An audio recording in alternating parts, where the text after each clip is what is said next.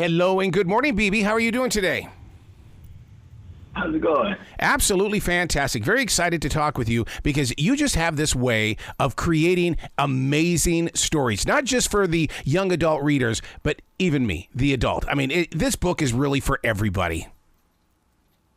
Oh, man, I appreciate that. To get into that space, though, I mean, what do you do with your disciplines as a writer in order to speak with a lot of people who just want that moment of escapism?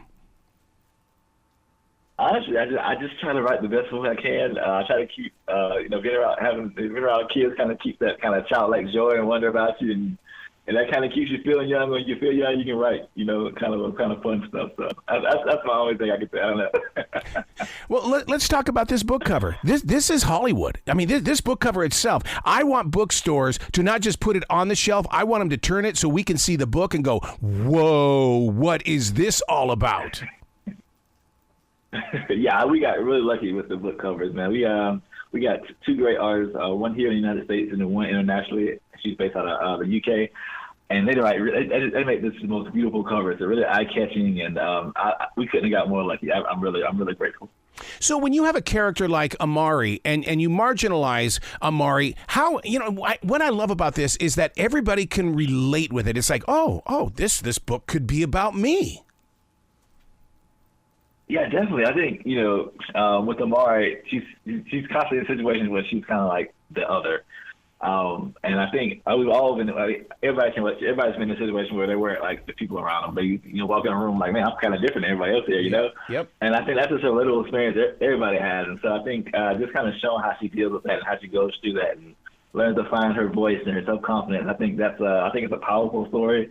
Definitely something powerful for kids to see and learn. So I think, I think it's just great, for sure. And it's coming out at such a perfect time because school is back in session and so many students are going into new schools or they're in new classrooms and they need something like an Amari for them to say, this is my image. I mean, I see how she's working through the troubles and growing up and fighting different things. I can be this way as well. I mean, the release of this book is perfect timing. Yeah, absolutely. You got kids going into new schools. You got, and honestly, that whole age group, that kind of that middle grade age group, elementary school and middle schoolers, they're kind of finding their foot in life. Honestly, right? They're trying to step out of their parents' safe little world they kind of created for them when they was a little kid, and they're forming their own thoughts, their own opinions, and so. I think that's why fantasy books are so exciting for those, because, who knows what's out there in the real world, and that's kind of a fun way to explore is reading through fantasy books. So that's one of the reasons I like them. I wish you could be a fly on the wall at my essential job when I get to talk with these young adults, and when I tell them that I'm going to share a conversation with BB Alston, you should see their eyes. They know you. It's like they just expect great things from you. Do you get to see that with their eyes as just huge?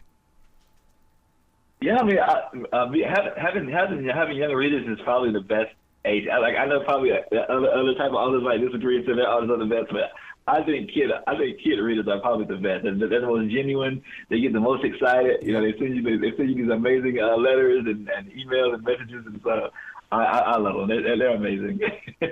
And you're so down to earth, BB, in the way that you're not afraid to bring up racism, classism, as well as prejudice. I mean, you're giving them their world, but in book form.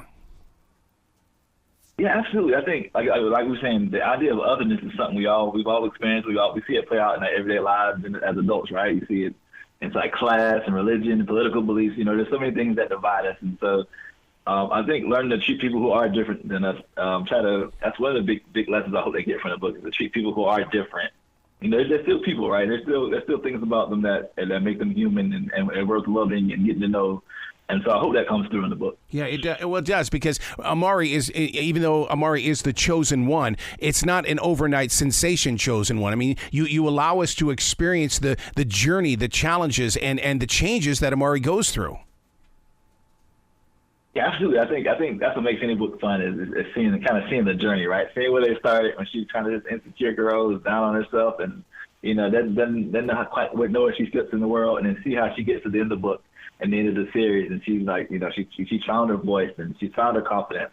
I think that just makes for a great story, and I hope people get to read that and feel that too.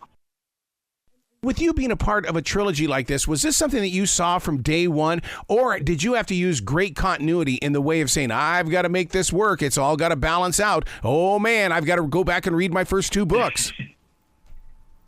Well, it's funny you say that because I'm terrible about remembering details. I'm going to make like a notebook full of like all the details. I have the worst memory. So I've got like a notebook with all like the little details and stuff that keeps me on track. But yeah, you definitely have to plan out in advance. Otherwise you'll get stuck or you get lost in the weeds. And that's going to be 2 more books now. So hopefully the readers will stick with me. Wow. I just don't, because I've written books, but I've never written, like a follow-up book or anything like that, because I'm always afraid that people want to know everything right now. And you're proving to other writers that you don't have to do everything right now. Yeah, I think the key is the kind of give them an arc, but just leave a couple things unanswered, and I think that's what keeps it coming back from that tough book too. I find that balance is tricky because if you don't answer enough questions, then they're unsatisfied, and if you answer too many questions, then there's no reason to read the second book. So I think finding that balance is key.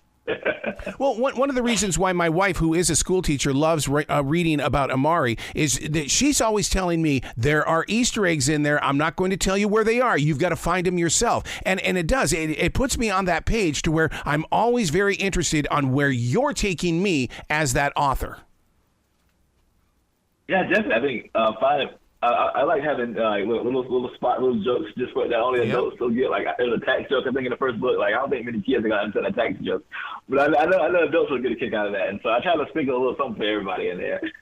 So now, because there is so much excitement and adventure, what are you experiencing when your fingers are on that keyboard? Because I mean, it hasn't even reached us yet, so you've got to be laughing. You got to be on the edge with anxiety and stuff like that as well when you're just building the story.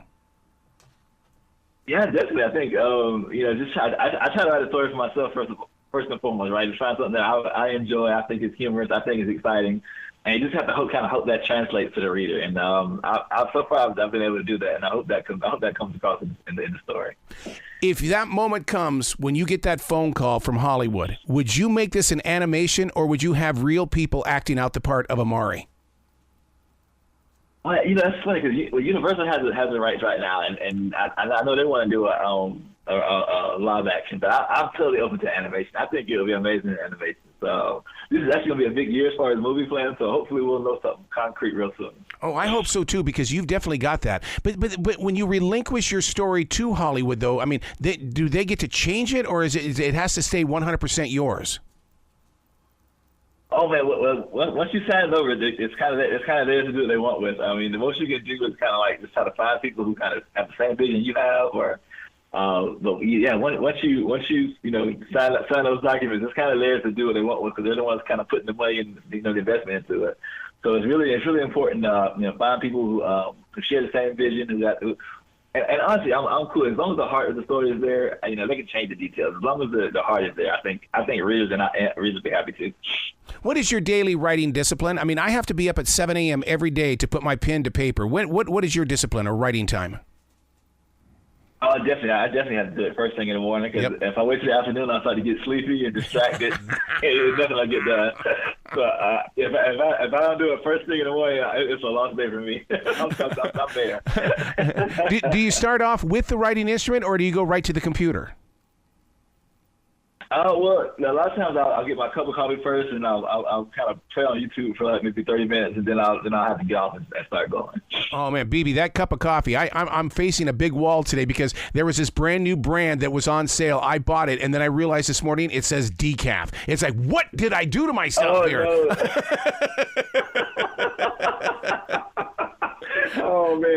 Oh man, I can imagine. All right, where can people go to find out more about you, BB, and especially about Amari? You can get my website. It's bbAlston.com. You can find me on Twitter, or I think it's called X now, or Instagram at bb_Alston, and Amari's in bookstores everywhere. So yeah, just look me up. You got to come back to the show anytime in the future. You know the door is always going to be open for you, BB. Oh man, I'll be happy to. I love talking to you. Excellent. Well, you be brilliant today, okay? All right, man. I appreciate you.